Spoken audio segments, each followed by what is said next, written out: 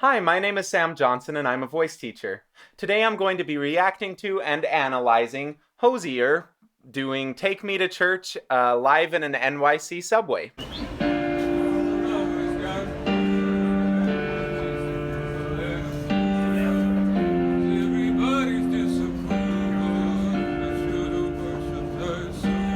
Oh, this is cool.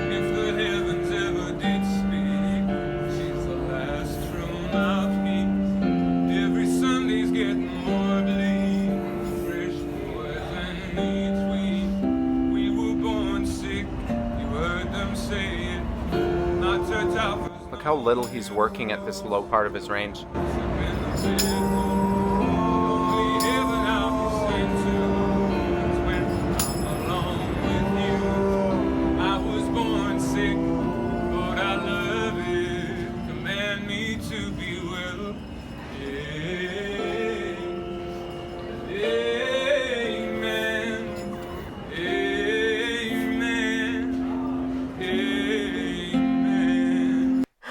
I love that vowel he just used for all of that. It was a very closed E. Amen,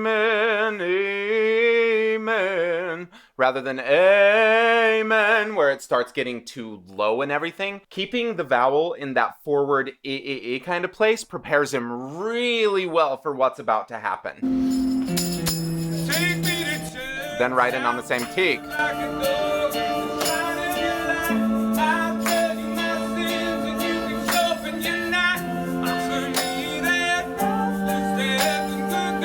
Wow.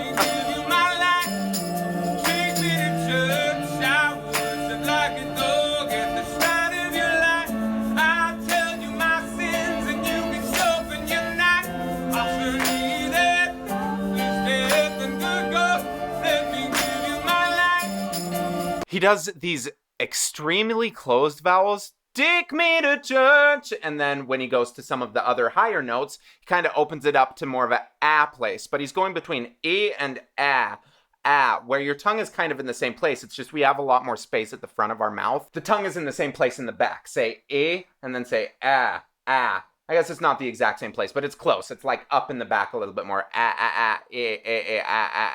Compared to or something where everything just comes down. Take me to church, take me to church. Everything is just a little bit more forward. But when he opens to those big places, he's not letting the vowel drop. He's not letting the tongue drop a lot. He's letting it stay influenced by that A kind of vowel that he was using a second before.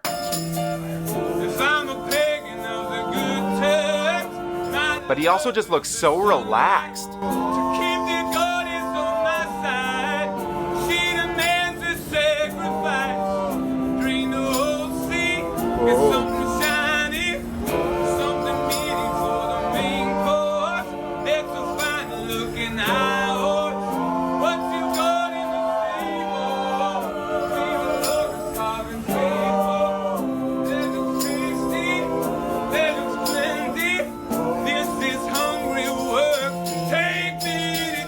Yeah, then he adds in that growl. He's singing all of this in one of the most difficult parts of the voice to sing in. It's all between like this D and G kind of area, where it's high enough in your voice that most people are able to pull chest voice up that high, rather than letting a little bit of head mix in. They could pull pure chest up. He's not letting that happen though. He's singing right on his bridge, so right in that middle place where your head and chest have to kind of mix together, the passagio, but he's not letting it get too heady or too chesty. He's keeping a very even resistance of his vocal cords. The resulting sound is just easy. It doesn't sound like it's too pressed or like it's letting go or anything. It just sounds like his voice would at any other part of his range, even the lower spoken parts. That's really hard to do. It takes a while to kind of get used to having the right balance of head and chest to get the sounds that he's getting.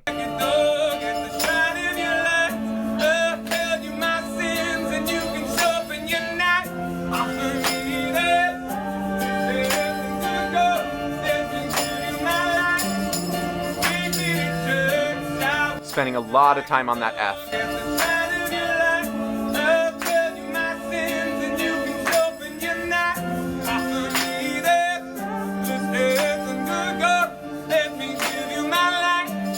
The only time that he goes above that area that he can kind of pull up to. And you see as it's going on, he is getting a little bit heavier of a vocal production compared to where he started it. It's just spending time in that area is hard. And even if you're really good at it, it's hard to not like start letting the fact that we can pull influence everything. He's letting just a little bit of it happen, but not to the point that it sounds like he's not going to make it at any point. It always sounds like he's going to be just fine. It's just getting heavier as it's going on. When he goes up to that A, that's where he flips. There's much less vocal cord closure. It's more of a falsetto sound where it's breathy. There's a lot more air getting through. He's letting it kind of fall back. And then he comes back in at a really nice connected place, even though it's starting to get a little bit heavier.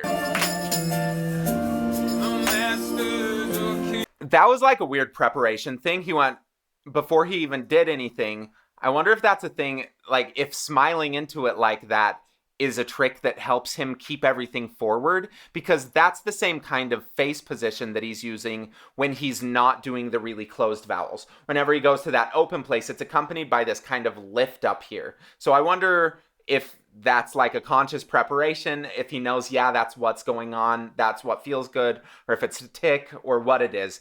My guess is that it is like, oh yeah, I need to remember what this feels like because that's what's keeping him in this. And that's awesome if he has a hook or something that even when things start getting harder, he can just do this and it kind of resets him back to a good place. When the ritual begins, there is no sweeter innocence than our gentle sin.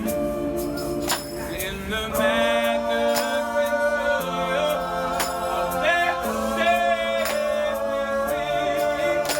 joy, that's on the F. So that's just brightening it up so it doesn't full chest.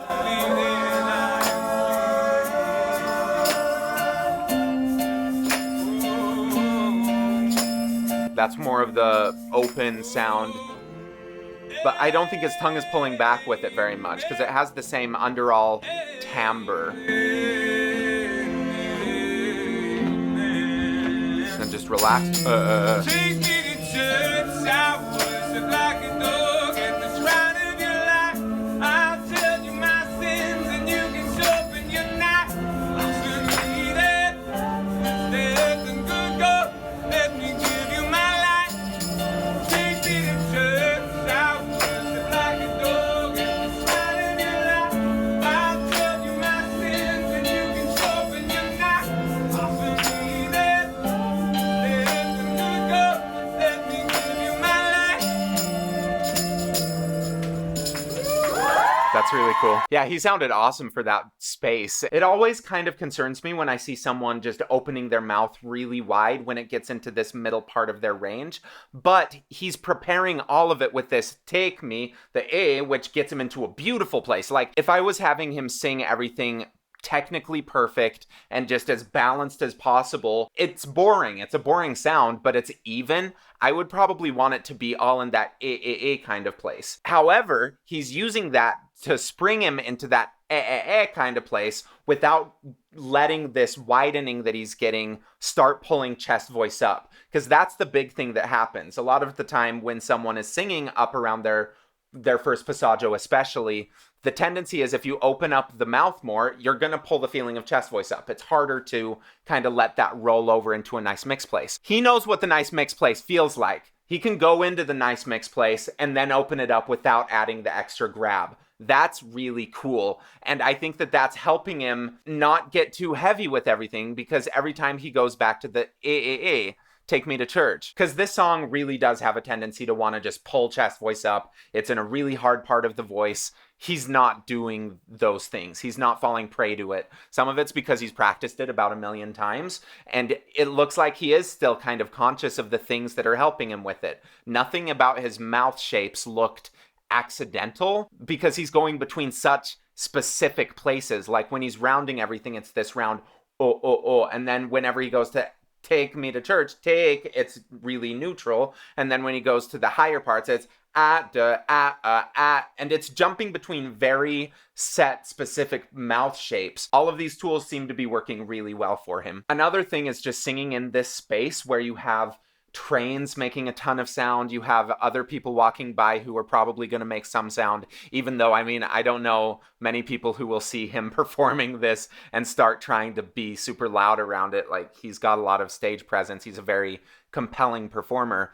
But, you know, there's so much going on in a setting like this that you don't get recreated at a real live show, or like the kind of shows that they're generally playing where he has good live sound gear, he has good monitoring and everything. In this place, he doesn't have that, so he has to really focus on these things that remain constant. His mouth shapes, which he's very good at finding. This kind of thing keeps resetting everything, because you're not going to hear yourself very well here. You have to trust what it feels like, otherwise you're going to start trying to change things and over singing, just because, like, we always have this instinct to try to sound the same to us. And if I'm practicing in this room, it's going to sound different than if I'm singing in the subway, in a subway station. It's just a totally different sound. So he's done some really good work to not change how he's singing, even though the venue has changed. Thank you for watching. Please like, subscribe, comment, and share with your friends. Go check out my website, vocalease.net, if you're interested in signing up for a lesson with me over Skype or FaceTime.